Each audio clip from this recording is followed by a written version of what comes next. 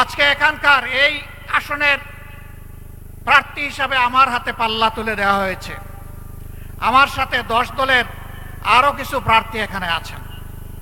আমি তাদের হাতেও আপনারা অনুমতি দিলে আপনাদের পক্ষ থেকে প্রতীক তুলে দিতে চাই।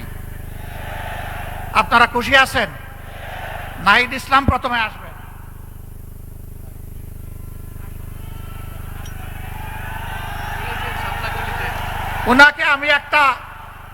উনাকে আমি একটা সমন্বিত প্রতীক ওনার হাতে তুলে দিচ্ছি। বাকিদের হাতে দিব দাড়ি পাল্লা, ওনার হাতে পাল্লা কলি। ওনার হাতে কি দিচ্ছে?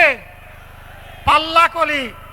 এই দেখেন পাল্লা আছে, এইটার মাথায় একটা কলি আছে, এইটাকেই শাপলা কলি আপনারা ধরে নেবেন ইনশাআল্লাহ।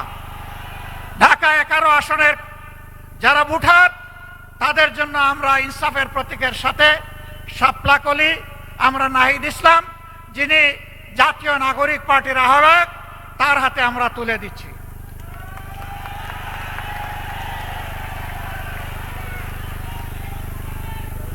এটি ঢাকা 11 আসন, এবার ঢাকা 12 আসন।